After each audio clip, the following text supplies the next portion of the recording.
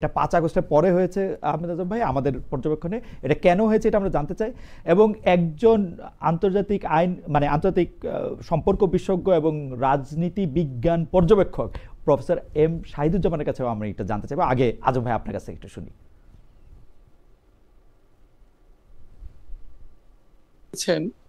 যে বিএনপি এবং জামায়াতের সাথে দীর্ঘদিন একটি আদর্শিক সম্পর্ক ছিল, এই কথাটি সঠিক নয় খালেদ। আসলে আমরা সব সময়ই বলেছি যে বিএনপি এবং জামায়াত সহ যে আরো অন্যান্য দলের জোট ছিল সেটা শুধুমাত্রই নির্বাচনী জোট ছিল, আন্দোলনের জোট ছিল, কখনোই আদর্শিক জোট ছিল না। বিএনপি বিশ্বাস করে গণতন্ত্রে, বিশ্বাস করে বাংলাদেশি জাতীয়তাবাদে, সেই ক্ষেত্রে জামায়াতের আদর্শ ভিন্ন। কাজেই জামায়াতের সাথে আমাদের কখনো আদর্শিক সম্পর্ক ছিল না, ছিল শুধুমাত্রই আন্দোলন এবং নির্বাচনের জন্য একটা সখ্যতা বা মনে করতে পারেন সম্পর্ক বা অ্যালায়েন্স। এখন এই 5ই আগস্টের পর আমরা তার আগেই আমরা কিন্তু এই জোটকে অকার্যকর করেছি এবং আমরা বলেছি যে আমরা সমমনারা একসাথে চলবো, কিন্তু জোটের প্রয়োজন নেই। এভাবেই কিন্তু বেশ কিছুদিন চলে এসেছিল। 5ই আগস্টের পর জামায়াত সেই আগের মতোই একলা চলো নীতি নিয়ে বা তার সাথে কয়েকটি ইসলামিক রাজনৈতিক দল নিয়ে চলছে। আমরা গণতন্ত্র মানে বেশ কিছু রাজনৈতিক দল নিয়ে চলছি। সেক্ষেত্রে আপনি যে কথাটা বলেছেন যে এত শত্রুতায় পরিণত হলো কেন, আমি বলবো যে এটাও ভুল ধারণা। বিএনপির সাথে জামায়াতের কোনো শত্রুতা নেই, আছে রাজনৈতিক প্রতিদ্বন্দ্বিতা বা গণতান্ত্রিক রাজনীতিতে যে গণতন্ত্রের সৌন্দর্য, এক এক রাজনৈতিক দলের এক এক আদর্শ, সেই আদর্শ থেকে তার বক্তব্য সে প্রচার করে। সেই ক্ষেত্রে বিএনপি এবং জামায়াতের বক্তব্য নিশ্চয়ই আলাদা হবে, যেহেতু আলাদা সংগঠন, আলাদা আদর্শ, সেই ক্ষেত্রে নিশ্চয়ই আলাদা হবে। এবং সেই ক্ষেত্রে যখনই মিল খুঁজে না পাওয়া যায় তখন গণতান্ত্রিক যে পদ্ধতি, যে একের বক্তব্য নিয়ে অন্যজনের মধ্যে যে বাক বিতণ্ডা, সেটাও এক ধরনের গণতন্ত্রের সৌন্দর্য। গণতন্ত্র চর্চায় এটা চলতেই পারে। গণতন্ত্র চর্চাটা তো আপনার রেল লাইনের মতো সমান গতিতে চলবে, মিলবে না এক রাজনৈতিক দলের সাথে অন্য রাজনৈতিক দলে। আজব ভাই, আপনার অনুমতি দিলে আমি খালি আপনাকে 4টা ঘটনা মোটা দাগে স্মরণ করে দিতে চাই। জামায়াতকে রাজনীতি বাংলাদেশে করতে দিয়েছে বা ফেরত এনেছে কিন্তু বিএনপি। গোলাম আজমের নাগরিকত্ব দেওয়ার ব্যাপারে বিএনপির যে প্রতিষ্ঠাতা মরহুম প্রেসিডেন্ট জিয়াউর রহমান কিন্তু প্রতিশ্রুতি দিয়েছিলেন, যেটা আবার 1991 সালে মতিউর রহমান নিজামী ভোরের কাগজে সাক্ষাৎকার দিয়ে এটাকে বলেছেন। 3 জোটের রূপরেখায় জামায়াতে ইসলামীকে কোনো দল নিবে না, সেরকম একটা কথা ছিল। বিএনপি কিন্তু জামায়াতে ইসলামীকে নিয়ে 1991 সালের নির্বাচনী জোট করেছে। জামায়াতকে 2টি গুরুত্বপূর্ণ মন্ত্রণালয়ের মন্ত্রিত্ব দেওয়া হয়েছে এবং জামায়াতের আদর্শ এবং নেতৃত্বকে সবসময় বিএনপি আলাদা করে ভ্যালু করেছে। 1991 সালের ঘটনা বলছি। সর্বশেষ যুদ্ধ অপরাধের বিচারের মানে যুদ্ধ অপরাধের দায়ে জামায়াত নেতাদের যখন বিচার করা হয় তখনও বিএনপি শীর্ষ নেতৃবৃন্দ থেকে এর প্রচণ্ড প্রতিবাদ করা হয়েছে, এই কথা বলে যে এইটার ব্যাপারে তাদের আপত্তি রয়েছে। আমরা যদি সবগুলি ঘটনা দেখি তাহলে দেখব যে দশকে দশকে বাংলাদেশে জামায়াতে ইসলামীর যে রাজনীতি সেইটা বিএনপি শুধু এন্ডোর্সই করে নাই, বিএনপি সেই জায়গায় প্রচণ্ড স্পেসও দিয়েছে জামায়াতকে। এবং যে কারণে জামায়াতের আজকে সমালোচনা করা হয় সেই কারণগুলি কিন্তু বিএনপি আর জামায়াত মিলেমিশেই করেছে। আজম ভাই, আপনি যদি একটু মন্তব্য করতেন। জি জি প্লিজ একটু বলবো। যদি বলেন। আপনার বক্তব্যে কিছু ভুল তথ্য আছে। যেমন গোলাম আজমের নাগরিকত্ব কিন্তু বাংলাদেশের মহামান্য হাইকোর্ট দিয়েছে, বিএনপি দেয়নি।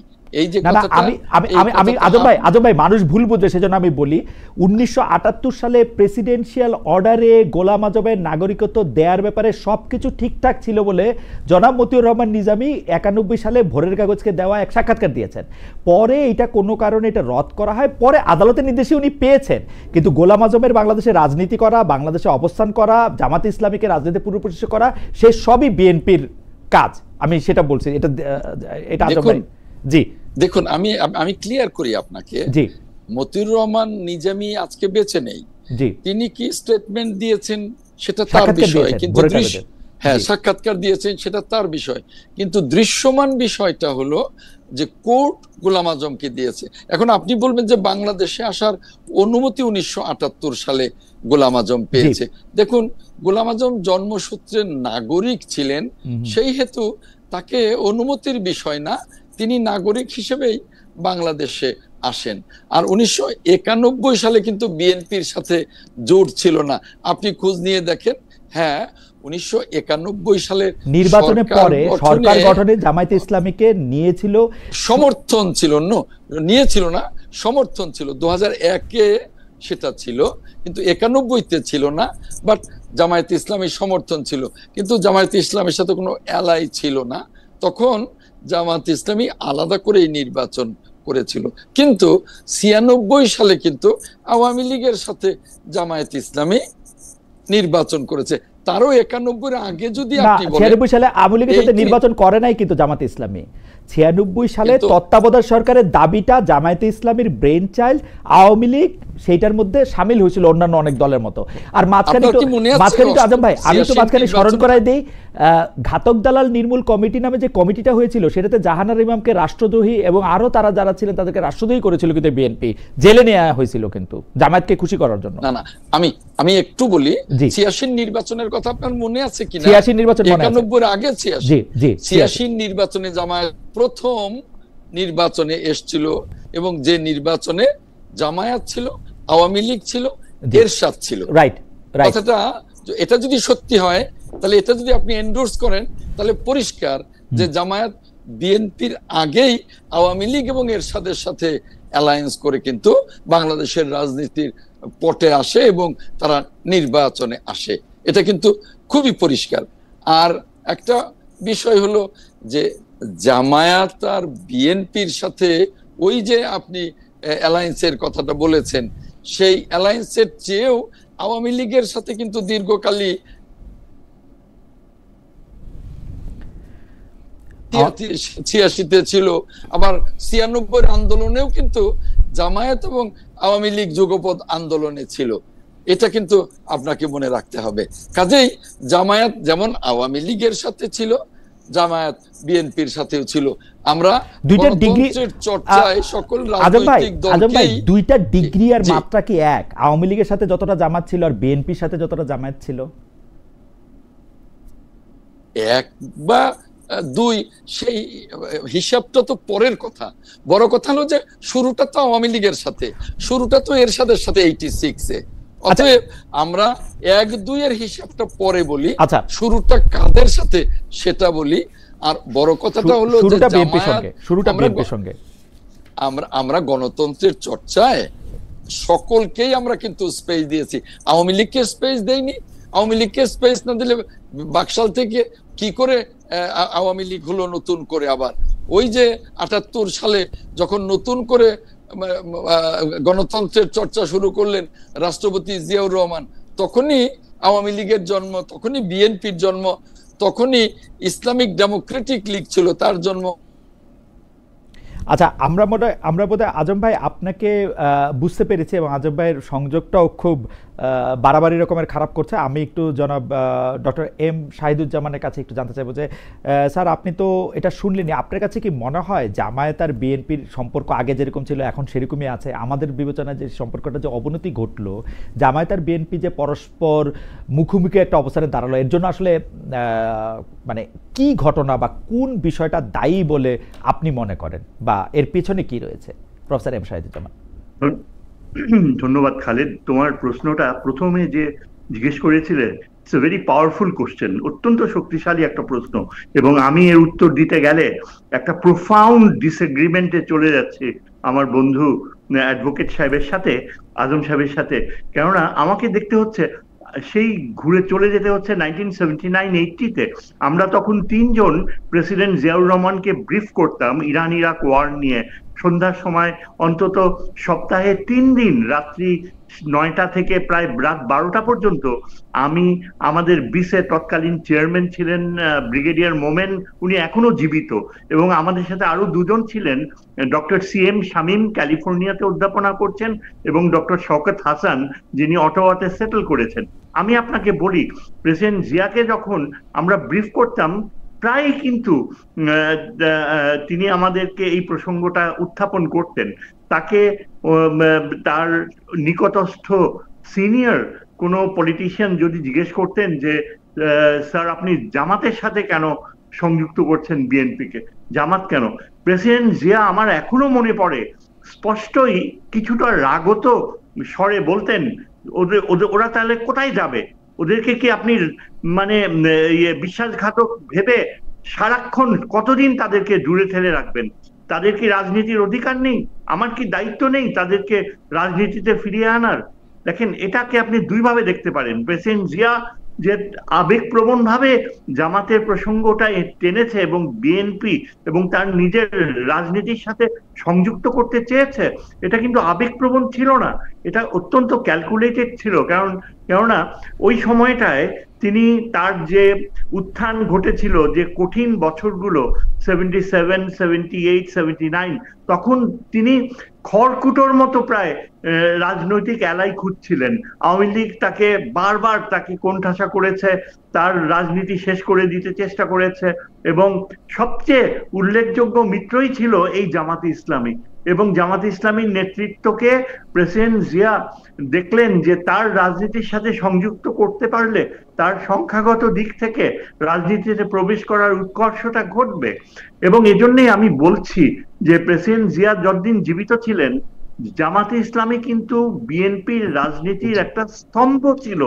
আমি আবার বলছি, আজম সাহেব আপনি কিছু মনে করবেন না, ব্যক্তিগত কিছু না, কিন্তু আপনার সাথে আমি একদম সম্পূর্ণ দ্বিমত পোষণ করে বলছি যে জামাতকে যেভাবে প্রেসিডেন্ট জিয়া নিয়েছিল, কেননা ওই সময় প্রেসিডেন্ট জিয়া কিন্তু অনেক সময় কাটাতেন বিভিন্ন ইসলামিক স্কলারদের সাথে। আমার যারা সমসাময়িক তখনকার, তাদের মধ্যে চিরং ইউনিভার্সিটির ভাইস চ্যান্সেলর ছিলেন আব্দুল করিম সাহেব, আরো অন্যান্য ছিলেন যারা বাঙালি মুসলমানের ইতিহাস নিয়ে প্রচুর গবেষণা করেছিলেন। প্রেসিডেন্ট জিয়া কিন্তু ইসলামিক পার্সপেক্টিভ, মুসলমানদের ইতিহাস নিয়ে অত্যন্ত ঘনিষ্ঠভাবে জড়িত ছিলেন। এবং সেই অর্থে আমি বলবো যে জামাতে ইসলামীকে প্রেসিডেন্ট জিয়া, আমার এটা অত্যুক্তি হবে না বলতে, যে বাংলাদেশের যে ভৌগোলিক সীমান্ত এবং এই যে 71-এর মুক্তিযুদ্ধের মাধ্যমে আমরা 47-এর সীমান্তকেই বজায় রেখেছি, এটাকে কিন্তু প্রেসিডেন্ট জিয়া দেখতেন যে আমাদের দেশের যে স্বতন্ত্র যে আইডেন্টিটি, অর্থাৎ এই যে সেই অষ্টম নবম, I am sorry, 12th century থেকে যে সুলতানেট অফ বেঙ্গল ইভলভ করেছে, একদিন প্রেসিডেন্ট জিয়া কিন্তু এই কথাও বলেছিলেন যে আমাদের পলিটিক্যাল রুটস হচ্ছে এই ইখতিয়ার বিন বখতিয়ার খিলজির সময় থেকে, সুলতানেট অফ বেঙ্গল। এই বিষয়টা তার নিজস্ব ছিল না, তাকে নিশ্চয়ই এইভাবে ব্রিফ করা হয়েছিল এবং এটা তিনি মেনে নিতেন। সেই অর্থে কিন্তু আমি একটু স্যার মাঝখানে একটু থামাই। প্রফেসর শাহিদুজ্জামান আমাদের সাথে, জনাব আহমেদ আজম খান আবার ফিরে এসছেন। তো আপনি বলছিলেন যে মানে জামায়াতকে রাজনীতিতে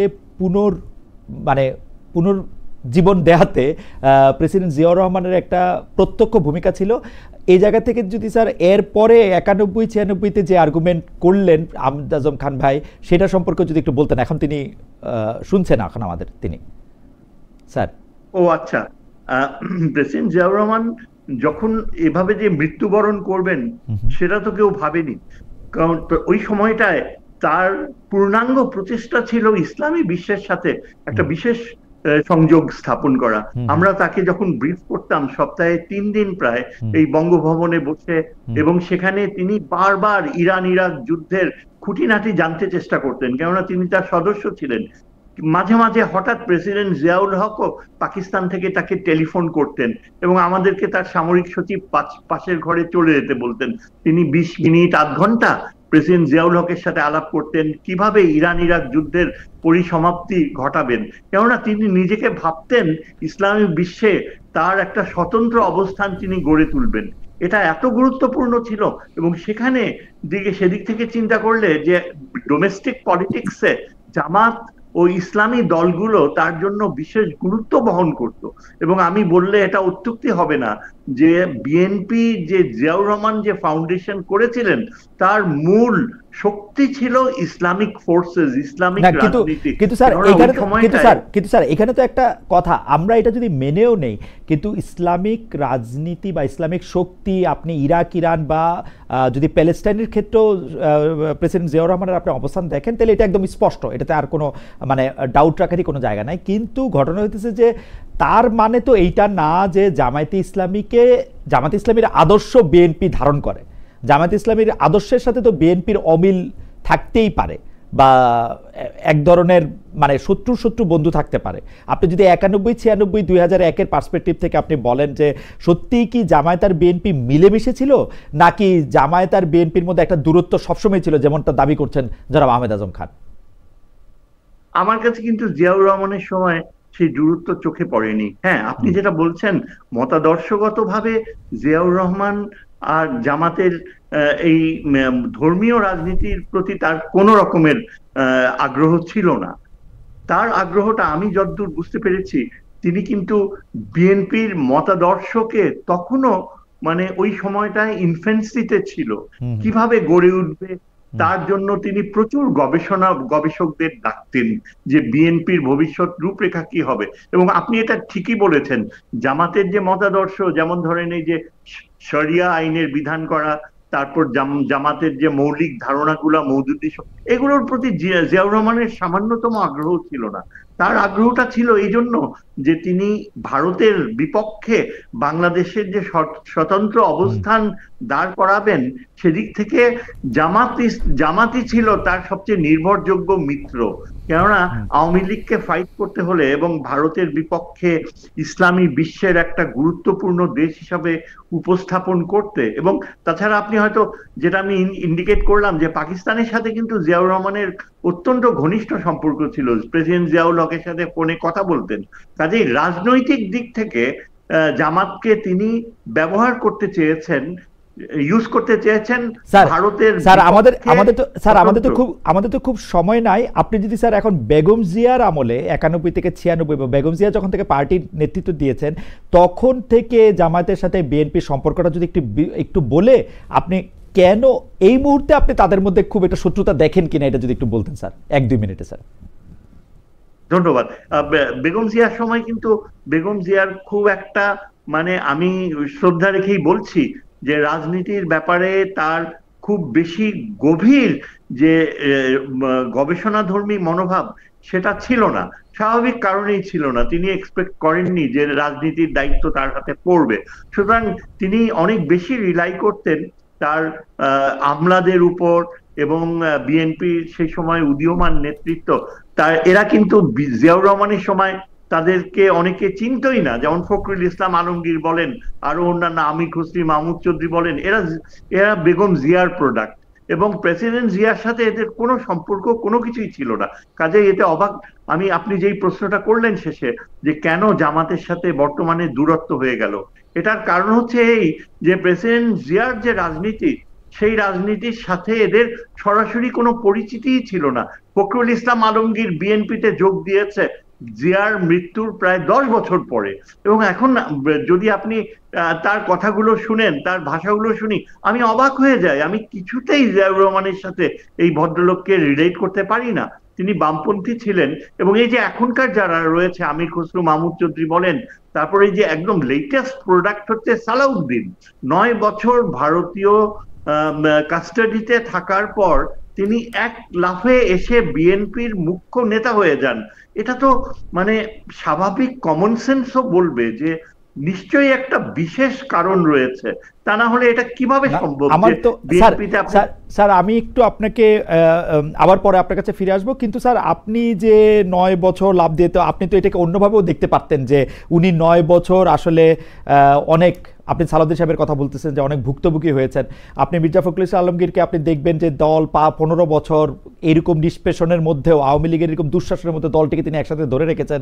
জনাব আমির খসরু মাহমুদ চৌধুরীকেও আপনি দেখতে পারতেন সিনিয়র নেতৃবৃন্দের মধ্যে সবচেয়ে বেশি অ্যাক্টিভ ছিলেন, কিন্তু আপনি স্যার উল্টোটা দেখছেন কেন, সেইটা একটা প্রশ্ন। আমরা আবার আপনার কাছে আসবো। জনাব আহমেদ আজম খান, আমাদের বক্তব্যের মধ্যে কিন্তু আপনি কিছুক্ষণ বাইরে ছিলেন, কিন্তু স্যার কিন্তু একদম স্পষ্ট বলেছেন যে জামাতের সাথে বিএনপির একটা নিবিড় সম্পর্ক ছিল। এই নিবিড় সম্পর্কটা যে এখন শেষ হয়েছে তার কারণ তারা জিয়াউর রহমানের আদর্শ থেকে একটু দূরে সরে গেছেন। আমাদের প্রশ্ন আমরা যদি এরকম ভাবে করি যে বিএনপির সাথে তো জামাতের একটা সুসম্পর্ক ছিল, এই সুসম্পর্কটা নাই, পরিবর্তনটা কার হয়েছে, বিএনপির নাকি জামায়াতের? আজম ভাই একটু যদি জি দেখুন, শহীদুজ্জামান ভাই তার দৃষ্টিভঙ্গি থেকে তিনি আলোচনা করেছেন। যেমন তিনি বলেছেন যে ম্যাডাম খালেদা জিয়া খুব গবেষণা ধর্মী রাজনীতিটা করেননি, এটা ওনার দৃষ্টিভঙ্গি। আমি বলবো যারা গণতান্ত্রিক রাজনীতি করে তারা কেউই কিন্তু গবেষণা ধর্মী করে না। যে কোনো গণতান্ত্রিক রাজনৈতিক দলের আলাদা থিঙ্ক ট্যাঙ্ক থাকে, সেই থিঙ্ক ট্যাঙ্ক এই রাজনৈতিক নেতৃত্বকে যেভাবে বিভিন্ন প্ল্যানিং দেয় তার উপরেই রাজনৈতিক নেতৃত্ব রাজনীতিটা করে থাকেন বা নেতৃত্বটা দিয়ে থাকেন। আমি মনে করি যে বাংলাদেশের রাজনীতিতে স্বাধীনতার পর থেকে এখন পর্যন্ত সবচেয়ে দেশপ্রেমিক এবং সবচেয়ে জনপ্রিয় নেত্রী দেশনেত্রী ম্যাডাম খালেদা জিয়া। কাজেই তিনি যেভাবে নেতৃত্বটা দিয়েছেন বিএনপিকে এবং যেভাবে 9 বছর আন্দোলন করে স্বৈর শাসকের পতন ঘটিয়েছে, অনেকেই সেই কৃতিত্বটা নিতে পারেন, কিন্তু আসলে বিএনপির সেই কৃতিত্বই একক কৃতিত্ব দেশনেত্রী ম্যাডাম খালেদা জিয়ার। এবং তারপর তিনবার তিনি প্রধানমন্ত্রী হয়েছেন এবং দেশকে তিনি যেভাবে নেতৃত্ব দিয়েছেন।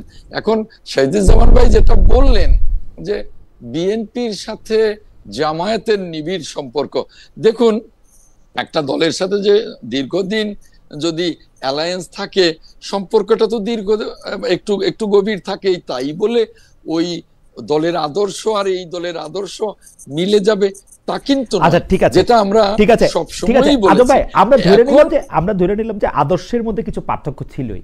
এমন কোন ঘটনা কি আছে যেটা জামায়াতের সাথে বিএনপির সম্পর্কটা একটু খারাপ দিকে যাওয়ার ক্ষেত্রে ট্রিগার করেছে? আমরা এটাই জানতে চেয়েছিলাম যে মানে জামাতের সাথে তো বিএনপির একরকম আমরা সম্পর্ক ছিলই, যেটা আমরা সাদা চোখে যেরকমই দেখি। কোনো স্পেসিফিক ঘটনা এটাকে ট্রিগার করেছে কিনা আজম ভাই? না, কোনো স্পেসিফিক ঘটনা নয়। 5ই অগাস্টের পরে আমরা যেহেতু 5ই অগাস্টের আগেই আমাদের জোটকে ভেঙে দিয়েছি, কাজে জামায়াত 5ই অগাস্টের পর নিজস্ব ধ্যান ধারণায় তারা এককভাবে পথ চলতে চেষ্টা করছে এবং তারা চিন্তা করছে যে আমাদের চেষ্টায় আমরা বাংলাদেশের রাজনীতিতে দাঁড়িয়ে যাব। আর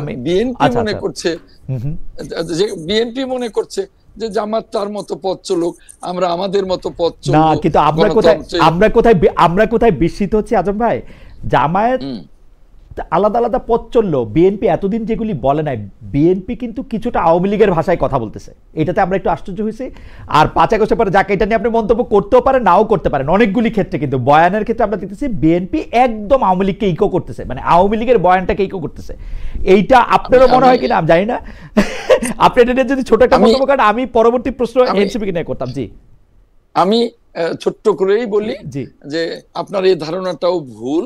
বিএনপি 5ই অগাস্টের পরে প্রত্যেকটা ক্ষেত্রে মন্তব্যে গণতন্ত্রের পরিচয় দিচ্ছে, গণতান্ত্রিক মানসিকতার পরিচয় দিচ্ছে।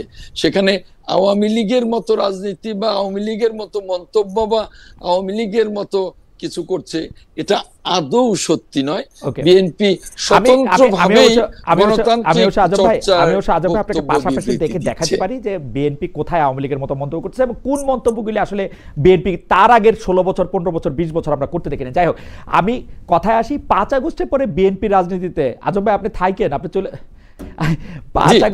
5 আগস্টের পরে বিএনপি রাজনীতি, এই প্রশ্নটা আপনাকে করতে চাই আমি, আবার তারপরে স্যারকে অন্য একটা এই প্রসঙ্গে জানতে চাইবো যে 5 আগস্টের পরে যেটা হয়েছে, বিএনপি আসলে মোটামুটি ভাবে মুখে জাতীয় সরকারের কথা বললেও 5 আগস্টের পরে এনসিপির সাথে সম্পর্ক যদি আমরা বলি, নতুন রাজনৈতিক দল, সেইটাকে একদম মানে আমি বলবো আক্রমণ করা, এক ধরনের তুচ্ছতাচ্ছিল্য করা, তারপরে নিজেরা এটাতে করা, এইটা বিএনপি অনেক বেশি করছে। বিএনপি এনসিপিকেই বা রাজনৈতিক প্রতিপক্ষ কেন করলো? এখন আবার শুনতেছি বিএনপি আর এনসিপির মধ্যে একটা রাজনৈতিক জোটও হইতে পারে, কিন্তু ফ্যাক্ট রিমেন্স, জোট হোক বা না হোক, আপনার কাছে কি মনে হয় না আজম ভাই, বিএনপি এনসিপিকে বা এই নতুন রাজনৈতিক দলকে কে বেশি ওই 5 আগস্টে বা জুলাই আগস্টে কে বেশি আত্মত্যাগ করেছে সেটা নিয়ে মানে অত্যন্ত অন্যায্য অনেক সময় আক্রমণ করেছে? আমার তো মনে হয় না, কারণ এনসিপি দলটা গড়বার পরেই তাদের নেতারা যে লাগামহীন বক্তব্য রেখেছে এবং এখনো রাখছে বিভিন্ন জায়গায়, বিভিন্ন ফোরামে, বিভিন্ন স্টেজে, বিএনপি কিন্তু তা রাখছে না। বিএনপি অত্যন্ত ম্যাচিউরিটি নিয়ে, অত্যন্ত সতর্কতার সাথে মন্তব্য করছে। সেইখানে নতুন রাজনৈতিক দল হিসেবে যতটা পরিপক্কতার পরিচয় দেওয়া উচিত ছিল তা তো এনসিপি দিচ্ছে না, বরং এনসিপি যে লাগামহীন মন্তব্য, যা সারা জাতিকেই কিন্তু হতাশ করছে। কারণ পুরো জাতি চাচ্ছিল, বিএনপি চাচ্ছিল যে এনসিপি যে তরুণ নেতৃত্ব, তারা জাতির প্রত্যাশা পূরণ করবে, তারা রাজনীতিতে বড় একটা জায়গা করে নেবে, তারা বাংলাদেশের গণতান্ত্রিক রাজনীতিকে সমৃদ্ধ করবে। কিন্তু আমরা যেমন হতাশ হয়েছি, জাতীয় তেমনি হতাশ হয়েছে। এনসিপির বিভিন্ন কর্মকাণ্ডে, বিভিন্ন বক্তব্য বিবৃতিতে তাদের যে লাগামহীনতা, এটা আমরা কোনোভাবেই আশা করিনি। আর আপনি একটা নজির দেখাতে পারবেন না। সেদিনও এনসিপির এক নেতা ঐক্যমত্য কমিশনকে সালাউদ্দিন কমিশন বলেন। এই যে কটাক্ষ, এখনো তো এনসিপির সাথে আপনি কি বললেন যে একটা নজিরও দেখাতে পারবো না যে বিএনপি নেতারা বা বিএনপি নেতৃবৃন্দ এনসিপি কে কটাক্ষ করেছে? দেখাতে পারবো কিন্তু আজম ভাই না, আপনি মনোযোগ দিয়ে পত্রপত্রিকা পড়ে থাকলে আপনিও দেখবেন, আমি নাইলে না দেখাইলাম, কিন্তু আপনি মনোযোগ দিয়ে পত্রপত্রিকা পড়লে, আমি জানি যে আপনি আপনার নির্বাচনী এলাকা নিয়ে অনেক ব্যস্ত, কিন্তু এগুলি নিশ্চয়ই আপনারও মানে দেখার কথা যে বিএনপি নেতৃবৃন্দ আসলে অনেক। শুনুন, বিএনপির নেতৃবৃন্দ বলতে বিএনপি তো বিশাল একটি রাজনৈতিক দল, মানে আপনি শুধুমাত্র তারেক রহমানকে বুঝতে হবে, শুধুমাত্র তারেক রহমানকে বুঝতে হবে না। না, বিএনপি উনি বিএনপির মুখপাত্র মির্জা ফখরুল ইসলাম আলমগীর বা বিএনপির স্ট্যান্ডিং কমিটির সকল মেম্বার, তারপরে ভাইস চেয়ারম্যান বৃন্দ, তারপরে রুহুল কবির রিজভী বিএনপির একজন মুখপাত্র। এখন বিএনপি তো বিশাল দল। এখন যদি জাতীয় নির্বাহী কমিটির কোনো সদস্য বা কোনো সহ সম্পাদক কোনো মন্তব্য করে থাকে, সেটাকে কিন্তু আপনি বিএনপির মন্তব্য বলতে পারেন না। তবে আমি যতটুকু দেখেছি, লক্ষ্য করেছি, আমি নিজে কথা বলেছি, এনসিপি কে বা কোনো রাজনৈতিক দলকে বিএনপি শিষ্টাচার বহির্ভূত কোনো মন্তব্য করেনি। জনাব আহমেদুজ্জামান খান, আপনাকে অনেক ধন্যবাদ। আমি একটু প্রফেসর এম শাহিদুজ্জামানের কাছে যাবো। প্রফেসর এম শাহিদুজ্জামান, আপনার কাছে কি মনে হয় 5 আগস্টের পরে বিএনপি যে রাজনৈতিক অবস্থান নিয়েছে, সেখানে বিএনপি রাজনৈতিক মিত্র তৈরি করার বদলে জামায়াত তো বটেই, সদ্য জন্মনা এনসিপি এবং নানা ধরনের দলের সাথে এক ধরনের শত্রুতাই তৈরি করে গেছে, যদি আমরা এটা সোজা বাংলা ভাষায় বলি, তাহলে সেই ক্ষেত্রে এটার কারণ কি বলে আপনি মনে করেন, বা আপনি মনে করেন কিনা যে শত্রুতা বিএনপি আসলে তৈরি করেছে? হ্যাঁ, আপনার কথাই ঠিক মনে করি। তবে আপনার একটা আগেকার প্রশ্নের একটা ছোট উত্তর দিয়ে নেই, যে ওই যে আমি বললাম সালাউদ্দিনের কথা, যে 9 বছর তাকে অন্যভাবেও তো দেখা যায় যে সে গুম হয়েছিল, কষ্ট পেয়েছিল। না, গুম হয়নি, কষ্টও পায়নি। তিনি বহাল তবিয়তে এস আলমের গ্রুপের কর্মকর্তা হিসাবে সেখানে তারই টাকায় ওইখানে আরামে ছিলেন। এবং তার ছেলেকে দেখলাম পরশুদিন আমাদের চিফ অ্যাডভাইজারের সাথে ছবি তুলতে। একবারও কিন্তু তার ছেলে ওই সময়টায় তুলে ধরেনি মিডিয়াতে যে তার বাবা গুম হয়েছিল। হুম। আচ্ছা, তারপরে আমি বলি যে এই যে 15 বছর ধরে বিএনপির নেতারা অনেক কষ্ট পেয়েছে, অনেক ইয়ে করেছে, হ্যাঁ পেয়েছে, কিন্তু পায়নি কারা? যারা এই যে এখন একেবারে বৃদ্ধ নেতৃত্ব, ফখরুল ইসলাম আলমগীর, আমির খসরু মাহমুদ চৌধুরী, এই যে একটা ছোট্ট গোষ্ঠী যাদের কথা আমরা দেখি, তারা কিন্তু বারবার নেতৃত্বকে ঠিক শেষ মুহূর্তে এসে ঠিক লিডারশিপটা দিতে পারেনি, এবং অনেকেই মনে করে যে তারা একটা বিশেষ অনুগ্রহ পেয়েছে আওয়ামী লীগের কাছ থেকে। আজকে আপনি যদি আপনার প্রশ্নের উত্তরে যাই খালেদ, যে এই 5ই অগস্টের পরে কেন ওই ছাত্রদের সংগঠনের সাথে বিএনপির এই দূরত্বটা হয়েছিল? এই দূরত্বটা হয়েছিল কারণ বিএনপির যে বৃদ্ধ নেতৃত্ব, এরা স্ট্যাটাস কিউ ওরিয়েন্টেড ছিল। এরা ছাত্রদের নেতৃত্বে যে এত বিরাট একটা আন্দোলন হয়েছে, এটা তারা ঠিক মনে প্রাণে গ্রহণ করেনি, মেনেও নেয়নি। স্যার আপনি কি স্যার সত্যিই মনে করেন যে ছাত্রদের যে নেতৃত্বে এই আন্দোলনের মধ্যে বিএনপির অনেক বড় একটা অবদান ছিল না? আপনি কি মনে করেন না যে এর মধ্যে জামায়াতের অনেক বড় একটা অবদান ছিল না?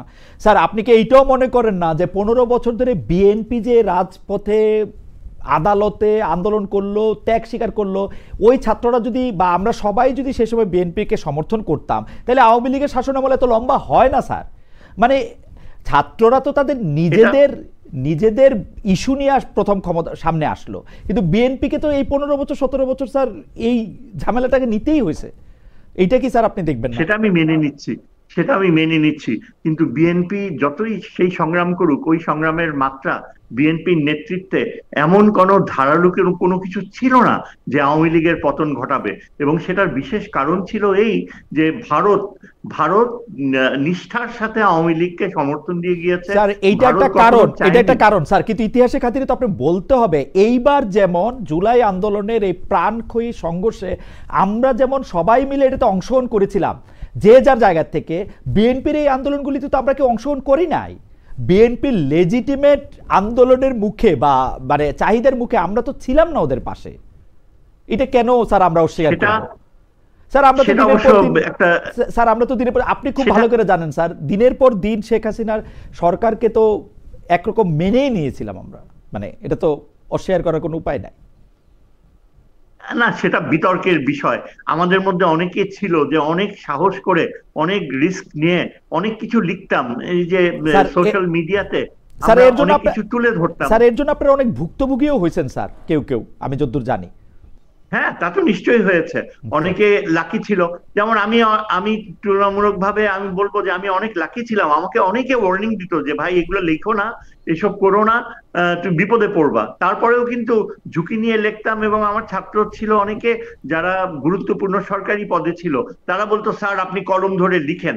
আচ্ছা, এটা আমার কথা না বলাই ভালো, কিন্তু যে কথা আমি বলতে যাচ্ছি যে বিশেষভাবে ছাত্রদের যে স্যাক্রিফাইস, বুকের রক্ত দেয়া, এটা কিন্তু অ্যাবসলিউটলি অন্যরকম ছিল, অন্য মাত্রায় নিয়ে গিয়েছে। যার কারণে ভারতের নিরাপত্তা উপদেষ্টা, যিনি সরাসরি সমস্ত কিছু টেলিভিশনে দেখছিলেন, তিনি সরাসরি সেনাবাহিনী প্রধানকে বললেন যে এটা আর ঠেকানো যাবে না, আপনি শেখ হাসিনাকে পাঠিয়ে দেন।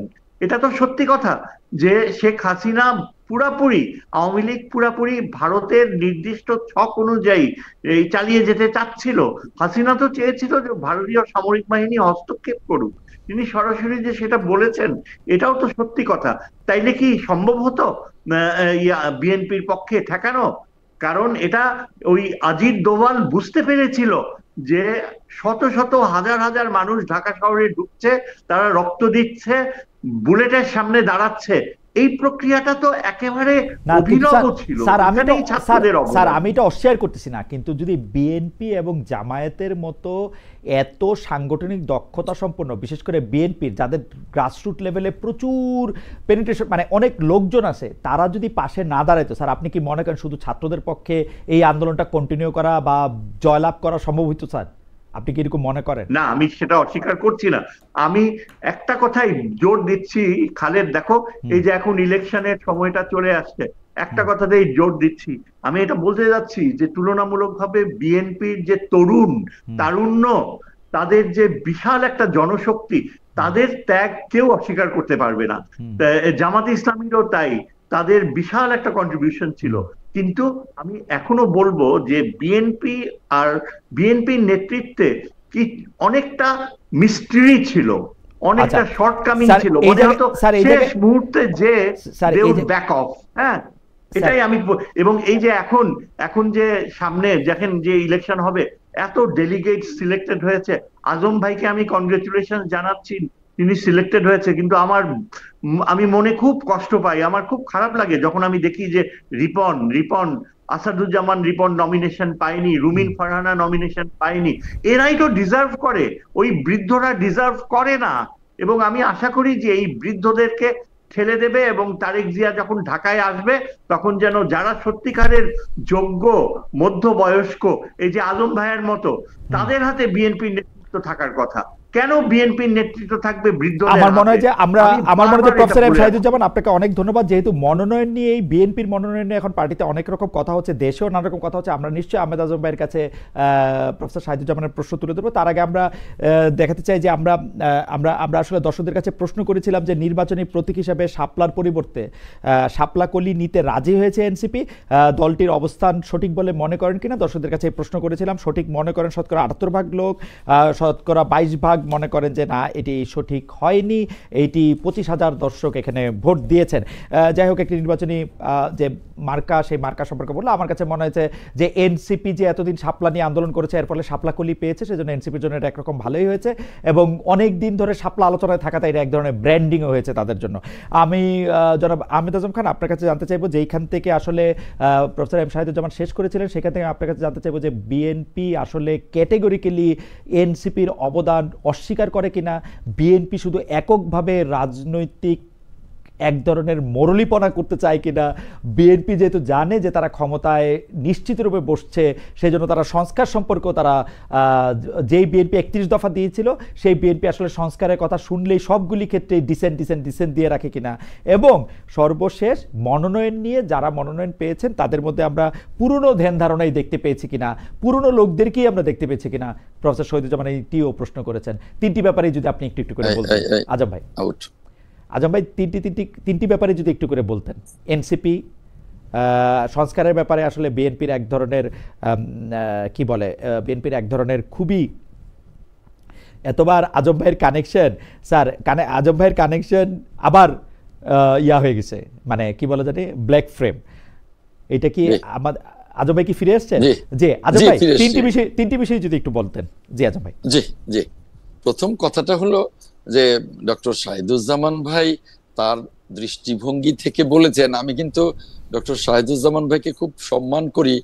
যখন ফ্যাসিবাদ বিরোধী আন্দোলনে আমি রাজপথে ছিলাম, আমি টক শোতে ছিলাম, আমি আদালতের লড়াইয়ে ছিলাম, তখন আমি দেখেছি প্রফেসর শাহিদুজ্জামান ভাইকে তার শক্ত লেখনীতে, তার টক শোর শক্ত বক্তব্যে, যে কারণে আমি তাকে অত্যন্ত সম্মান করি, যে তার যে অবদান ফ্যাসিবাদ বিরোধী আন্দোলনে, এটাও কিন্তু মনে রাখবার মতো, এটা স্মরণীয়। সাথে সাথে এটা বলবো যে এই যে 15 বছরের দীর্ঘ বিএনপির আন্দোলন, এই বিএনপির এই দীর্ঘ আন্দোলনকে কিন্তু অস্বীকার করবার কোনো জো নেই। মাত্র 36 দিনের আন্দোলনে কিন্তু একটা সরকারের, ফ্যাসিবাদ, বিশেষ করে ফ্যাসিবাদী সরকারের পতন হয়নি। আর সেই আন্দোলনে বিএনপি সহ অঙ্গ সংগঠনের 800 নেতা কর্মী শাহাদাত বরণ করেছে। সেখানে কিন্তু অন্য কোনো দল এই সংখ্যাটি বলতে পারবে না। আর বিএনপি মাঠে একমাত্র বড় রাজনৈতিক দল যারা সারফেসে থেকে রক্ত দিয়ে, গুম হয়ে, খুন হয়ে, 60 লক্ষ মামলা হামলা মোকাবেলা করে রাজপথে ছিল। অন্য রাজনৈতিক দলটি কিন্তু গুপ্ত হয়ে গিয়েছিল না। কিন্তু আজম ভাই, আমি খুব বিনয়ের সাথে আমি বলি যে বিএনপির এই অবদান বা বিএনপির এই আত্মত্যাগ, সেটা কিন্তু আমি স্মরণ করি। কিন্তু আপনি যদি জুলাই আগস্ট ধরেন, আপনি যদি জুন জুলাই আগস্ট ধরেন, কতজন ছাত্র ছাত্রী শিক্ষার্থী, তারা তাদের আগে কেউ নাই, পিছে কেউ নাই, আড়ালে কে আছে সেটা আমরা দেখতে পাচ্ছি না, কিন্তু তারা কিন্তু দাঁড়ায় ছিল। তারা স্কলারশিপের ইয়া শোনে নাই, তারা মানে তারা গুলি খাইছে এটা মানে নাই, তারা কিন্তু এটা দাঁড়ায় ছিল। পরে তারা কি হয়েছে সেটা কথা পরে পরে তারা কথায় কথায় আমাদেরকেও বলে যে আমরা বিদ্রুপ করি, আমরা তাদের নিয়ে কথা বলি, তারা কিছুই বোঝে না পরে। কিন্তু ওই পর্যন্ত 5 তারিখ পর্যন্ত আপনি তাদের অবদান কেমনে অস্বীকার করবেন যে তারাই কিন্তু আসলে নেতৃত্ব মানে এই জায়গাটা দিয়ে এত বড় একটা ইয়াকে হটাতে পারছিল। পরের কথা আপনি যদি না বলেন, এবং বিএনপি সবার আগে তাদেরকে মানে আক্রমণ করতে শুরু করছে কিনা এটাও যদি একটু বলতেন। একেবারেই অস্বীকার করছি না, কারণ আমরা জানি যে এই ছাত্রদের মধ্যেও প্রচুর ছাত্র দলের নেতা ছিল, কর্মী ছিল, ছাত্রদের মধ্যে প্রচুর রাজনৈতিক চিন্তা ভাবনার বাইরে ফ্যাসিবাদকে হটাও এ ধরনের নেতৃত্ব ছিল, এবং এ ধরনের কর্মী ছিল, ছাত্র ছিল, ছাত্রী ছিল, অভিভাবক ছিল। তারপরেও আমরা কোনো কারোর অবদানকে অস্বীকার করি না। আজকে যারা এনসিপি তাদের অবদানকেও মোটেও অস্বীকার করি না। কিন্তু একটা কথা আপনার মনে থাকবার কথা বলতে, আপনি যদি পড়ে থাকেন, আপনি তখন জন্ম হয়নি। আমি 69-এর আন্দোলনে সক্রিয় রাজনৈতিক কর্মী ছিলাম। সেই 69-এর আন্দোলনে আমরা তো অভ্যুত্থান করেছিলাম, ক্ষমতায় যায়নি। যখন এরশাদ বিরোধী আন্দোলনে 90-তে 9 বছর আন্দোলন করে যখন আমরা স্বৈরাচারের পতন ঘটিয়েছি, তখন কিন্তু ছাত্ররা ক্ষমতায় যায়নি। আমরা কিন্তু দেখেছি যে শ্রীলঙ্কায় ছাত্ররা যখন আন্দোলন করে অভ্যুত্থান করে আমি এগুলি মিলাইতে পারি না কেন। 1969 সালে যে গণ অভ্যুত্থানের কথা আপনি বলতেছেন, তখন সেই গণ অভ্যুত্থান হইছে যার জন্য, তিনি তো আর ছাত্র না, তিনি বঙ্গবন্ধু শেখ মুজিবুর রহমান, সেই জন্য এই আন্দোলন হয়েছে। আপনি যদি 91-এর আন্দোলনের কথা বলেন বা এরশাদ বিরোধী আন্দোলনের কথা বলেন, সেখানে কেন্দ্রীয় চরিত্র অবশ্যই বেগম খালেদা জিয়া, শেখ হাসিনা। ছাত্ররা ছিলেন, কিন্তু বেগম খালেদা জিয়া এবং শেখ হাসিনাই কিন্তু সে সময় কেন্দ্রীয় চরিত্র। তো কিন্তু যদি আপনি 2024-এ কথা বলেন, 2024-এ কেন্দ্রীয় চরিত্র ছাত্ররাই, ওরা ক্ষমতা নিবে না, নিবে কারা? না, ছাত্রদের তো ক্ষমতা নেবার কথা না, ছাত্রদের তো শিক্ষাঙ্গনে। যেমন আপনি 71-এর মুক্তিযুদ্ধ বলেন, যখন কেউ ছিল না, মুক্তিযুদ্ধের ঘোষণাটি দিয়েছিলেন শহীদ রাষ্ট্রপতি জিয়াউর রহমান, এবং তিনি বুক চিতিয়ে লড়াই করেছেন, জেড ফুট গঠন করেছেন, বীরত্তম উপাধি পেয়েছেন। তিনি কিন্তু ক্ষমতা নেননি। তিনি এবং যারা মুক্তিযোদ্ধা তারা কিন্তু যার যার সেক্টরে ফেরত গেছেন। তিনি সেনাবাহিনীতে, যারা বিডিআরে, যারা অন্যান্য বাহিনীতে, যারা সাধারণ মুক্তিযোদ্ধা তারা তাদের কর্মে ফেরত গেছেন। আপনি আসেন একটু, সহকারী সেনাপ্রধান ছিলেন, ক্ষমতা তো ছিলেন, ক্ষমতার পার্ট অত্যন্ত গুরুত্বপূর্ণ পার্ট ছিল। তখন তো তার সেনা প্রধান হওয়ারই ক্ষমতা কথা ছিল, কারণ তিনি সিনিয়র ছিলেন। তারপরেও কিন্তু তিনি প্রতিবাদ করেননি, তিনি কিন্তু রাষ্ট্রপতি হয়ে যাননি, তিনি কিন্তু মন্ত্রী হয়ে যাননি। আসেন আপনি শ্রীলঙ্কা, সেখানেও ছাত্রদের ভূমিকা আছে। আসেন আপনি নেপাল, সেখানেও ছাত্রদের ভূমিকা আছে। আচ্ছা, যখন ক্ষমতায় যাওয়ার মতো প্রাপ্তবয়স্ক, আমি শেষ করি, তারপরেও কিন্তু আমরা কখনো ছাত্রদের আন্দোলনকে এবং নেতৃত্বকে অস্বীকার করিনি। কিন্তু যখন ছাত্ররা মনে করে যে আমরা কিছুই করিনি, তখনই কিন্তু আমাদের সাথে তাদের দূরত্বটা বেড়ে যায়। তারপরেও তাদের অনিয়মগুলো কিন্তু আমরা গত 1 বছর লক্ষ্য করেছি। আজকে তাদের অনিয়মের কারণেই কিন্তু আজকে প্রশাসন আজকে লন্ডভন্ড। আজকে বিভিন্ন জায়গায় যেভাবে অন্যরা, গুপ্ত দলের লোকজনও যেভাবে বিভিন্ন জায়গায় বসে আছে, এটা কিন্তু তাদের কারণে। তারা এখন বুঝতে পারছে, তারা এখন মাঝে মাঝে বলেও যে আমাদের ব্যবহার করে এরা এখন কি পয়েন্টে বসে আছে। বড় কথাটা হলো যে ছাত্ররা যখন রাষ্ট্র সম্পর্কে তাদের সম্যক ধারণাও তৈরি হয়নি, ঠিক সেই মুহূর্তে তারা ক্ষমতায় যাওয়ার চিন্তা করে। সেটা ঠিকই আছে, কিন্তু রাষ্ট্র সম্পর্কে যাদের সম্যক ধারণা আছে, যারা খুব সুন্দর করে এই সংসদের কার্যপ্রণালী বিধি থেকে শুরু করে রাষ্ট্র পরিচালনা বিধি সম্পর্কে জানেন, তারা কিভাবে রাষ্ট্র পরিচালনা করেছেন সেটা তো আমরা দেখছি আসলে। কিন্তু এখন কি দেখছেন? এখন কি খুব খুব ছাত্ররা যে কাজটুকু করছে ভালো করছে? একটু ভালো কাজ করছে না, একটু ভালো কাজ করছে না। এনসিপি একটু ভালো কাজ করছে না। তবে আমি আপনার সাথে একমত, এনসিপি অনেকগুলি কাজই বারবার বলেছি, তারা সন্তান সম, তাদের বলি তোমরা তোমাদের বক্তব্যে, তোমাদের আচরণে দায়িত্বশীলতার পরিচয় দাও।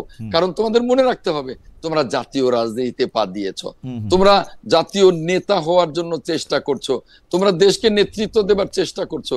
তোমাদের কথায়, কাজে, আচরণে, কর্মে তোমাদের সেইটুকু ম্যাচুরিটি থাকতে হবে। তা কি আমরা পাচ্ছি? এবং তাদের না, ঠিক আছে, আমরা এনসিপি আজব ভাই, আমরা তো হওয়ার মতো প্রত্যেকটা বক্তব্যের বিবৃতি আমার মনে হয় যে আপনি এটা বলেছেন। আপনি যদি এখন মনোনয়ন নিয়ে বলেন, বিএনপি আসলে প্রফেসর শাহিদুজ্জামান একটু 1 মিনিটে যদি বলেন, প্রফেসর শাহিদুজ্জামান একটি প্রশ্ন তুলেছেন, আবারও সেই পুরনো যুগের পুরনো ধ্যান ধারণার আমরা অতীতে যেরকম বিএনপি দেখেছি এই নমিনেশনে আমরা সেরকমই দেখলাম কিনা। তিনি কয়েকজনের নাম উল্লেখ করছেন, তারা কেন নমিনেশন পেলেন না, তাদের আত্মত্যাগকে কেন স্মরণ করা হলো না, সেরকম একটি প্রশ্ন করেছেন। আপনি যদি 2-1 মিনিটের মধ্যে এটা একটু বলেন। 2-1 মিনিটের মধ্যে বলবো।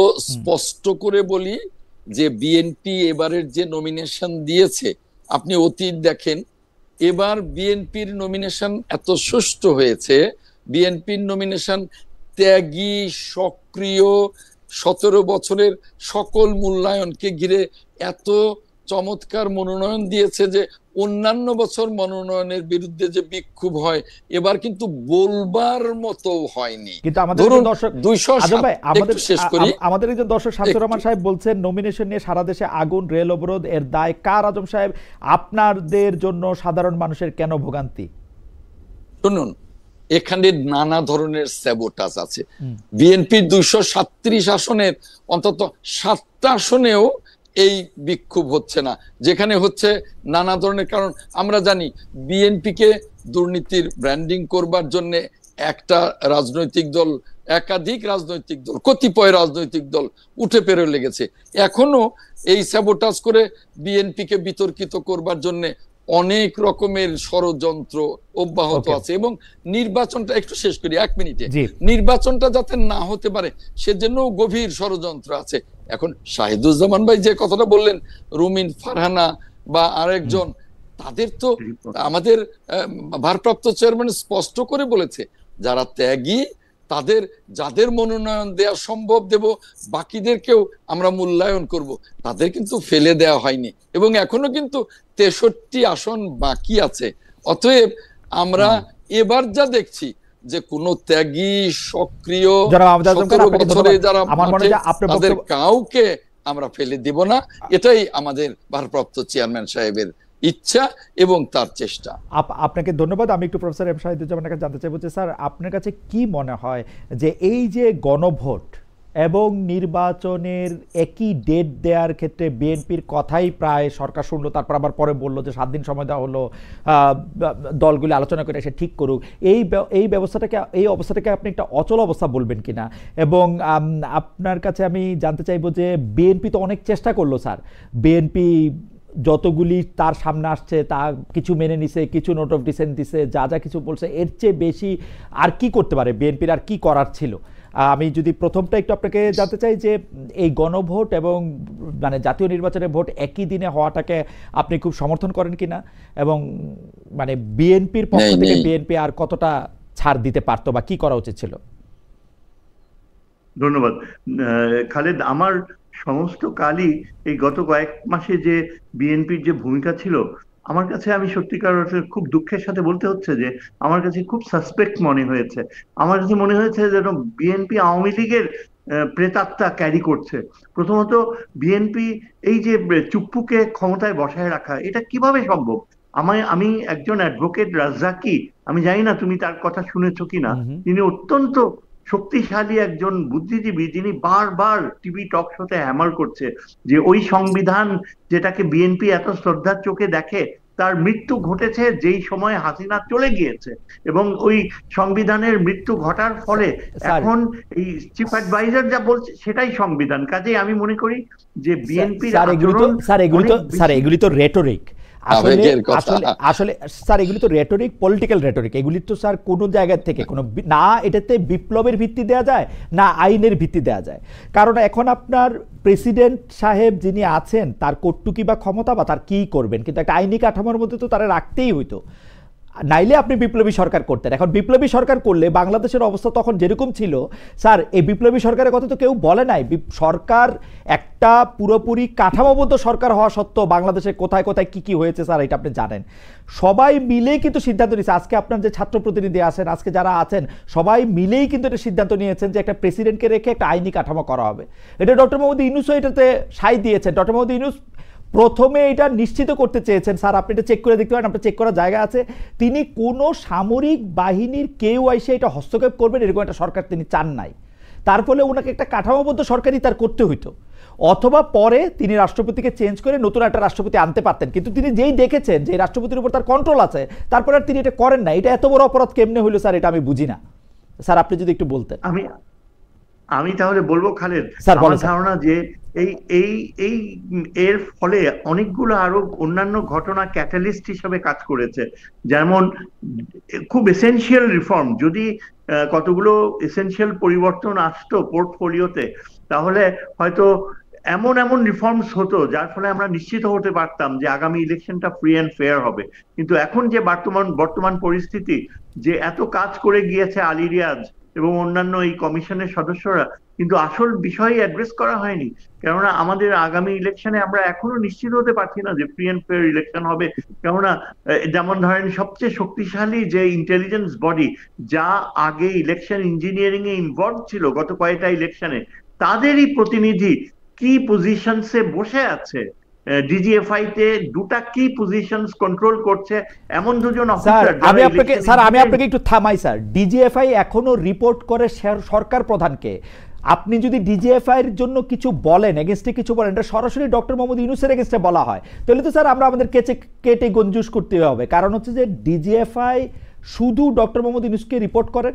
ডক্টর মোহাম্মদ ইউনূস যদি টের পান যে ডিজিএফআই তার কথা শুনতেছে না এবং তিনি যদি একটা অনেস্ট মানুষ হন, হয় তাকে পদত্যাগ করতে হবে অথবা ডিজিএফআই ডিজিকে বরখাস্ত করতে হবে, ডিজিএফআই কে বিলুপ্ত করতে হবে। এর কোনোটাই তো তিনি করতেছেন না। আমরা কেন ধরে নিতেছি ডিজিএফআই ডক্টর মোহাম্মদ ইউনূসের চোখ ফাঁকি দিয়ে অন্য কারো হয়ে কাজ করতেছে? এটা কেন স্যার? আমি জানি না, এটা তোমার কাছে আমি প্রথম শুনলাম যে ডক্টর ইউনূসের কাছে রিপোর্ট করে। স্যার ডিজিএফআই তো আর কারো কাছে রিপোর্ট করবে না স্যার, ডিজিএফআই তো আর কারো কাছে রিপোর্ট করবে না স্যার। ডিজিএফআই তো ডক্টর ইউনূসের অধীনে। আমি যতদূর বুঝতে পারি এই মিলিটারি রিফর্মস হয়নি, সামরিক বাহিনীতে রিফর্মস হওয়া অত্যন্ত জরুরি ছিল। এবং তার আগে এই যে ইলেকশনের দিকে আমরা যাচ্ছি, এটা অনেকটা আগামী দিনগুলোতে সেটা ডক্টর মোহাম্মদ ইউনূসকে বলেন। ডক্টর মোহাম্মদ ইউনূস 1.5 বছর ক্ষমতায় আছেন, 1.5 বছরের মধ্যে উনার যদি মনে হয় ডিজিএফআই উনার কন্ট্রোলে নাই, উনি এই সৎসাহস নাই ওনার এটা বলা যে ডিজিএফআই ডিজি আমার কথা শুনে না। স্যার প্রত্যেকটা চাকরিতে একটা সুপারভাইজার থাকে স্যার, প্রত্যেকটা চাকরিতে একটা সুপারভাইজার থাকে। ডিজিএফআই ডিজি কিন্তু সেনা প্রধানকে রিপোর্ট করেন না, রিপোর্ট করেন সরকার প্রধানকে, এবং সেনা প্রধানের উপর চোখ রাখা তার একটা কাজ। সেই নিয়মটা যদি ব্যত্যয় ঘটে তো সরকার প্রধান প্রাইম মিনিস্টার নয়, একটা আলাদা টাইটেলের লোক। না প্রাইম মিনিস্টার না স্যার, আপনি সংবিধান পড়ে দেখেন, একদম সকল উনি এনজয় করেন। এমন কি রাষ্ট্রপতি যে কথাটা বলবেন, জি sir, I am not so sure. I am so sure sir, I am so sure. প্রধানমন্ত্রীর একটা কাজও নাই যেটা প্রধান উপদেষ্টা এনজয় করতে পারেন না sir, I am so sure, একটাও নাই স্যার। তাহলে এত ডিসস্যাটিসফ্যাকশন কেন? কোথায় স্যার ডিসস্যাটিসফ্যাকশন? তো আপনার মধ্যে স্যার, প্রফেসর ইউনূসের মধ্যে তো নাই, আপনার মধ্যে দেখি স্যার আমি ডিসস্যাটিসফ্যাকশন। প্রফেসর ইউনূস তো খুশি না। এমনও তো হতে পারে যে professor Yunus helpless, he is sitting helpless. যেমন হেল্পলেস হলে তো মোরালি উনি হেল্পলেস হলে তো একটা কথা তো বলবে যে আমি চেয়ারে থাকবো না, আমার কথা শুনতেছে না ডিজিএফআই ডিজি। তাহলে তো শোনা যায় যে তিনি বেশ কয়েকবার ইঙ্গিত দিয়েছেন। ইঙ্গিত দিয়া তো স্যার ইঙ্গিত দিয়া তো স্যার কবিতা হয়, ইঙ্গিত দিয়া তো আর কাজ হয় না। ইঙ্গিত উনি কেন দিবেন? উনি সরাসরি বলবেন ডিজিএফআই ডিজি রে চেক করবেন, উনার কি হবে? দেখেন, আমাদের সবচেয়ে উল্লেখযোগ্য প্রবলেম হচ্ছে এই যে অ্যাপয়েন্টমেন্টস গুলো হচ্ছে এখন, সরকারি অ্যাপয়েন্টমেন্টস বলা হয় আগের চেয়ে 3 গুণ 4 গুণ বেশি ঘুষ দিয়ে সরকারি অ্যাপয়েন্টমেন্ট হচ্ছে। সেই ঘুষটা কে খাচ্ছে স্যার আপনি বলেন? সেই ঘুষটা কে খাচ্ছে স্যার? এখানে প্রফেসর ইউনূসের কি রয়েছে রোল? উনি তো কোনো রোল প্লে করতে পারছেন না। রোল প্লে না করতে পারলে তো ওই চেয়ারে ওনার বসার দরকার নাই। চেয়ারে বসে রয়েছে, রোল প্লে করবেন না, এটা কেমন কথা? কেউ নাই তাকে রিপ্লেস করার। স্যার আপনার কাছে এই কথাগুলি শেখ হাসিনার আমলের কথার মতো মনে হচ্ছে না যে বিকল্প দেখাও, বিকল্প নাই, কাজ করতে পারবে না, আবার বলবে বিকল্প নাই? কথা হচ্ছে একটা বিষয় আমি নিশ্চিত হতে চাই, এই যে এই প্রসঙ্গগুলো কন্ট্রোভার্সিয়াল খালেদ, আমি কেন তুললাম? কারণ আমার ধারণা, একজন নিরাপত্তার ছাত্র হিসেবে আমি মনে করি যে আওয়ামী লীগ এমন পর্যায়ে নিয়ে গিয়েছে দেশটাকে যে মতাদর্শগত ভাবে আওয়ামী লীগ অখণ্ড ভারতের প্রক্রিয়ায় আবদ্ধ হতে যাচ্ছিল শেষ পর্যন্ত। এবং যখন আমরা শুনি যে এটা চিন্তা ভাবনা হচ্ছে যে আওয়ামী লীগকে আবার ইনক্লুসিভ ইলেকশনে আসার সুযোগ দেওয়া হবে কিনা, তখন আমি রীতিমতো অ্যাবসলিউটলি নার্ভাস হয়ে যাই। স্যার আমি আপনাকে একটা কথা বলি, স্যার আমি আপনাকে একটা কথা বলি আপনার বিবেচনার জন্য। শেখ হাসিনা ভারতের সাথে কি সম্পর্ক মেনটেন করে কিভাবে ক্ষমতায় ছিল সেই কথাটা যদি আপনি মনে রাইখে আপনি ভাবেন শেখ হাসিনাকে বাংলাদেশ থেকে পালায় যেতে হয়েছে। এখন আওয়ামী লীগের সরকার বসে রয়েছে, ভিতরে ভিতরে অনেক আওয়ামী লীগের লোক, এগুলি জুজুর ভয় স্যার, এগুলি অক্ষমতার ঢাকার, এগুলি সামর্থ্যের অভাবের, এগুলির ভয়। স্যার আমরা দেখি নাই চেয়ার ছাইরা দিলে একদিন আমলারা পক্ষে থাকে না, 3 মাসের মধ্যে সবকিছু উল্টায় যায় নাই স্যার। 2001-এ শেখ হাসিনা ক্ষমতায় ছিল না, যেদিন ক্ষমতা থেকে বাইরেছে সেদিন লতিফুর রহমান সাহেব সবকিছু উল্টায় দিছে না একটা। স্যার 2001-এর ইলেকশনে স্যার আপনার মনে নাই লতিফুর রহমান সাহেব যেদিন ক্ষমতা আসছে সেদিন 64টা সচিব উনি পাল্টাইছে, প্রত্যেকটা যে ডিসিএসপি পাল্টাইছে। সে উনি কারোর জন্য বসে ছিল যে এ বলবে করবে? এরা পারে না স্যার, আপনার বন্ধুরা স্যার পারে না, এটা আপনি বলেন স্যার।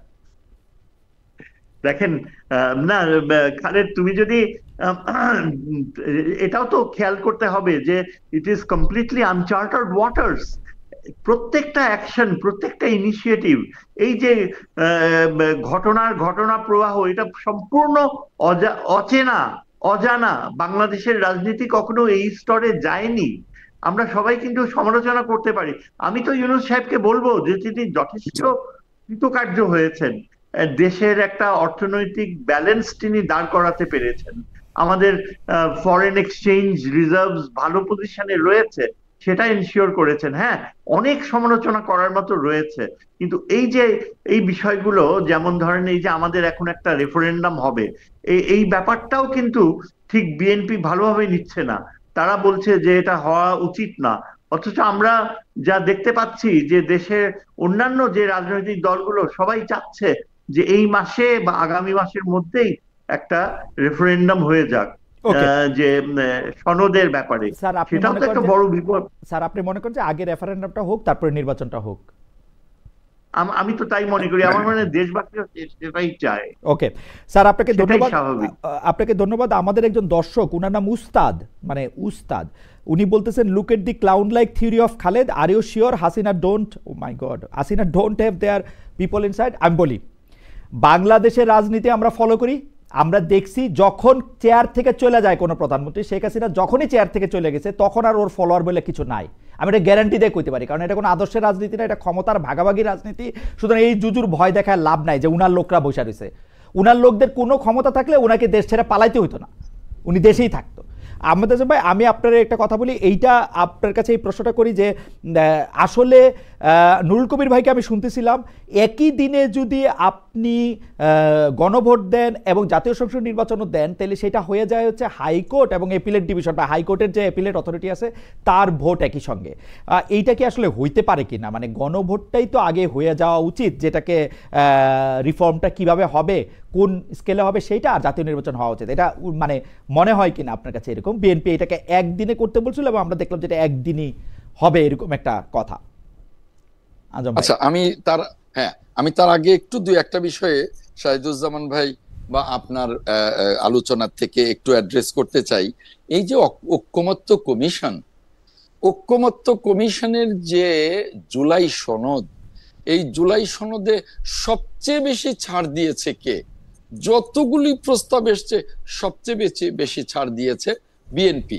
মাত্র কয়েকটা পয়েন্টে নোট অফ ডিসেন্ট দিয়েছে এবং প্রধান উপদেষ্টা নিজে বলেছেন যে যে সমস্ত পয়েন্টের নোট অফ ডিসেন্ট আছে সেগুলো বাদ দিয়েই জুলাই সনদ বাস্তবায়ন হবে। অথচ যখন জুলাই সনদ স্বাক্ষর করা হলো তখন কি করা হলো?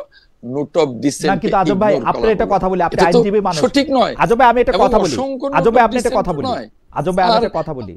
আপনি বলতেছেন সবচেয়ে বেশি ছাড় দিয়েছে বিএনপি। বিএনপির তো জমি জিরা দেওয়ার কথা বলা হয় নাই, যা কিছু বলা হয়েছে তা একটা ফেয়ার।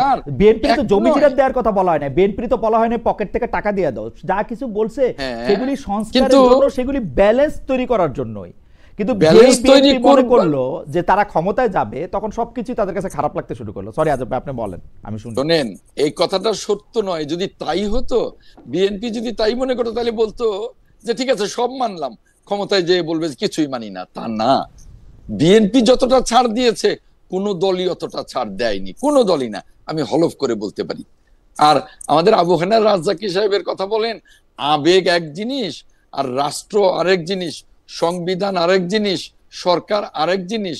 যদি মনে করেন প্রধান উপদেষ্টা যা বলবে তাই সংবিধান, না, কিন্তু আপনারা কিন্তু আজম ভাই আপনারা সংবিধানের প্রতি বিশেষ ভালোবাসা দেখাচ্ছেন। আজম ভাই আপনারা সংবিধানের প্রতি বিশেষ ভালোবাসা দেখাচ্ছেন, আপনাদের শীর্ষ নেতৃবৃন্দ কিন্তু এই সেই সংবিধানকে ছুঁড়ে ফেলে দেওয়ার কথা বলছিলেন ডাস্টবিনে।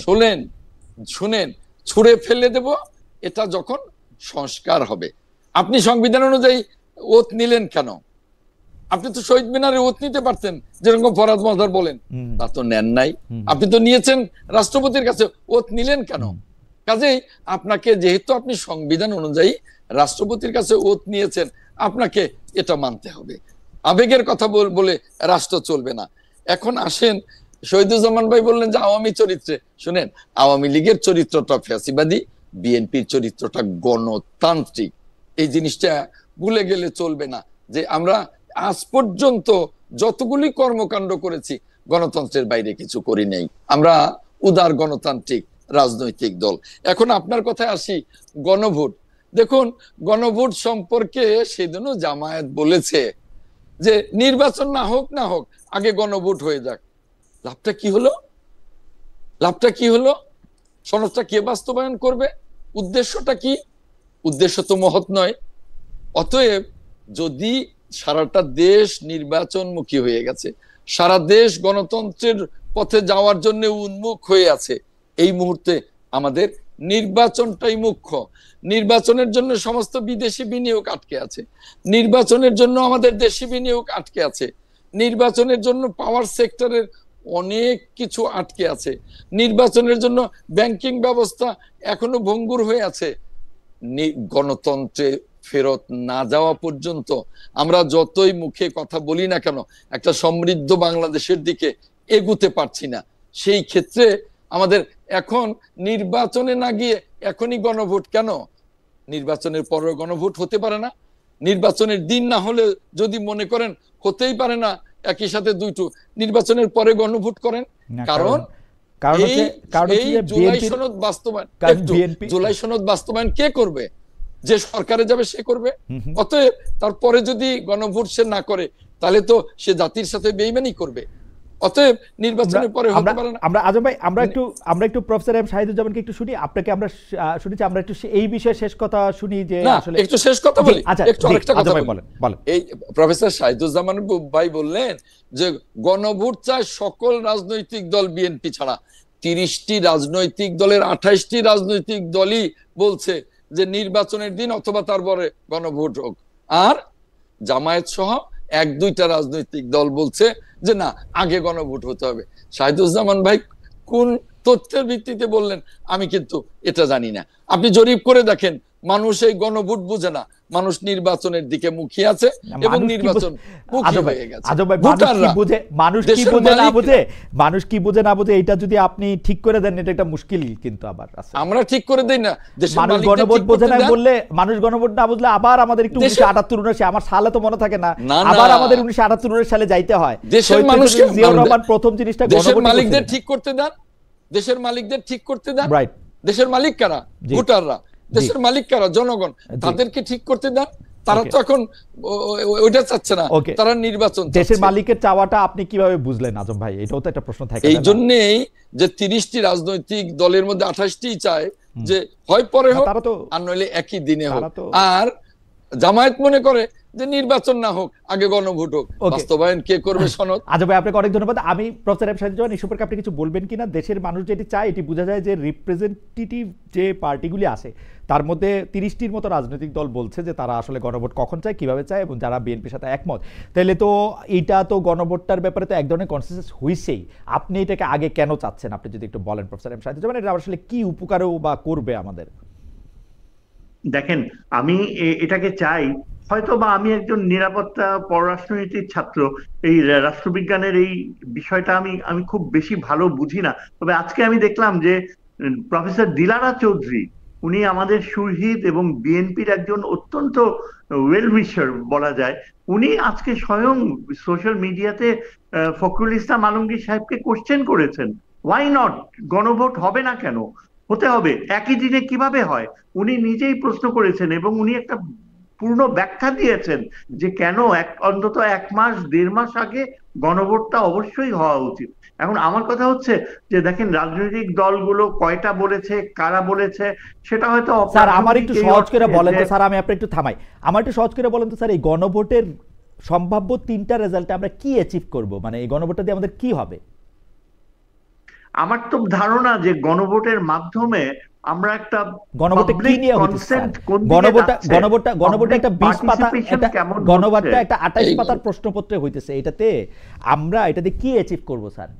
মানে ধরেন সবাই বলল হ্যাঁ, সবাই বলল না, এই 3টা সিনারিওতে আমরা কি পাবো গণভোটটা দিয়ে স্যার, এটা যদি একটু বলতেন। দেখেন, এটা যদি মহত্ব না থাকতো তাহলে রাষ্ট্রবিজ্ঞানীরা এটাকে কেন এত গুরুত্ব দিচ্ছে? আপনি আমাকে বলেন খালেদ, প্রফেসর দিলারা চৌধুরী তো অত্যন্ত ঘনিষ্ঠ। স্যার প্রফেসর দিলারা চৌধুরীকে পাইলে আমি প্রফেসর দিলারা চৌধুরীকে এটা জানতে চাইবো স্যার, আপনিও কম গুরুত্বপূর্ণ বিজ্ঞানী, মানে আমাদের যেটাকে বলে হচ্ছে সোশ্যাল সায়েন্সের বিজ্ঞানী না, আপনি আমাকে স্যার বুঝায়া বলেন, আমাদের দর্শকদের উদ্দেশ্যে বলেন, এই গণভোটটা দিয়ে আমরা কি পামু? এই গণভোটটার হ্যাঁ হইলে কি হবে, না হইলে কি হবে, গণভোট পুরাটাই না হইলে কি হবে আমাদের? আমি বলি আপনাকে, কেন এটা এত জরুরি স্যার? কেন এটা এত জরুরি স্যার? আমরা যেহেতু 16 বছর গণতন্ত্রবিহীন ছিলাম এবং প্রায় 16টা বছর 3টা ইলেকশনের নামে ধাপ্পাবাজি হয়েছে, গণভোটের মাধ্যমে আমরা কয়েকটা প্রসিডিউরাল গেইনস তো অবশ্যই করব। প্রথম কথা হচ্ছে degree of participation in voting, এটার একটা সুস্থ মাত্রা আছে কিনা সেটা আমরা ভালোভাবে বুঝতে পারবো। তারপর ধরেন এই যে 16 বছরের ফিমেল পার্টিসিপেশন বলতে কিছুই ছিল না, একটা গণভোট যদি হয় তাহলে আমরা দেখব যে কিভাবে কতখানি মানুষ অ্যারাউজড হয়, সোশ্যাল কনসিয়াসনেস জাগে এবং গ্রামে গঞ্জে লক্ষ লক্ষ মহিলা তারা কি গণভোটে অংশগ্রহণ করে কিনা। তার মানে সবচেয়ে বড় ইউটিলিটি হচ্ছে যে জাতীয় ইলেকশনটা কতখানি কার্যকর, পার্টিসিপেটরি হবে, তারই একটা বড় পূর্বাভাস আমরা পেয়ে যাব এই গণভোটের মাধ্যমে। জাতীয় নির্বাচনটাকে ভণ্ডুল করবার, আপনি বলবেন, আপনি শেষ কথা বলবেন, স্যারকে একটু বলতে দেন, স্যার বলে আপনি শেষ কথা বলেন। জি স্যার আপনি বলেন, আপনি কন্টিনিউ করেন। হ্যাঁ, এই যে এই এক্সারসাইজ ইটসেলফ, এটা প্রথমত আমাদেরকে একটা বড় রকমের সাহায্য করবে, ইলেকশন কমিশন সহ অল দ্য স্টেক হোল্ডার্স, যে মানুষের রেসপন্স কতটুকু, মানুষ কতখানি সচেতন বা আগ্রহ নিচ্ছে। তারপর আপনি যদি সাবস্টেন্সের কথা চিন্তা করেন, নিশ্চয়ই একটা উদ্দেশ্য রয়েছে যে আপনি হ্যাঁ বলেন না বলেন। হ্যাঁ বললে দেশ একদিকে যাবে, দেশের যে ঘটনা প্রবাহ একদিকে যাবে, আর না যদি ভোট দেয় তাহলে কিন্তু ঘটনা প্রবাহ একদম অন্যদিকে যেতে পারে। হ্যাঁ, এবং এটা ভবিষ্যতের দিক নির্দেশনা হয়ে দাঁড়াবে যে মানুষ কতখানি গুরুত্ব দিচ্ছে এই সনদকে, এই সনদের উপযোগিতাকে, এবং এই যে দীর্ঘ একটা সংগ্রাম হয়েছিল, এত ত্যাগ করা হয়েছিল। আমার মনে হয় যে স্যারের জায়গা থেকে একটু ব্যাখ্যা করেছেন যে এই গণভোটের আসলে অনেক উপযোগিতা আছে, এবং এই উপযোগিতাটা হচ্ছে মানুষের উইলটা, পিপলস যে উইল, সেটাও আসলে খুব ভালো করে বোঝাবে। আমাদের একদম সময় নাই, তবু স্যার যেহেতু একটা বিস্তারিত প্রস্তাবনা সামনে রেখেছেন যে কেন গণভোট দরকার, আপনি যদি 1 মিনিটে বলে আপনি অনুষ্ঠান শেষ করে দেন। আজম ভাই, যে জাতীয় সনদ, জুলাই সনদ যেটা তৈরি করা হয়েছে, সেখানে যে কয়টা নোট অফ ডিসেন্ট আছে, সে কয়টা নোট অফ ডিসেন্ট রেখে এই গণভোট যদি নির্বাচনের দিন বা তারপরে গণভোট ভালো, আমি মনে করি হওয়া দরকার। কিন্তু গণভোট না হলে, নির্বাচন হলে দেশে এই জুলাই সনদ বাস্তবায়ন হবে না, এটা আমি কোনোভাবেই বিশ্বাস করি না। গণভোটে জুলাই সনদ বাস্তবায়ন, স্যার যেটা বললেন আমরা পয়েন্টে আসি, স্যার যেটা বললেন আমরা পয়েন্টে আসি, এই গণভোটটা জাতীয় ইলেকশনের আগে হইলে কি সমস্যা? ধরেন 1 মাস আগে হইলো সমস্যা এই জন্যই, এটাই যে যেহেতু ফেব্রুয়ারি আমাদেরকে নাড়া দিচ্ছে একেবারে দরজার কাছে, এই সময় যদি নভেম্বরে আমরা 15 দিন পরে একটা গণভোট করি, ওই ফেব্রুয়ারি নাড়তে থাকুক, আমাদের অসুবিধা কি?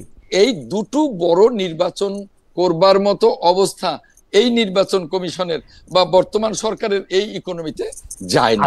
এবং বর্তমান সরকার তো পলিটিক্যাল পার্টিদের উপর ছাড়লো, বর্তমান সরকার তো পলিটিক্যাল পার্টিদের উপর ছাড়লো। আপনাদের জন্য কোনো অসুবিধা না থাকে আপনারা বলেন যে আগে দিয়ে দেন, সরকারের ব্যাপার, নির্বাচন কমিশনের নিতে পারলো কিনা পারলো না।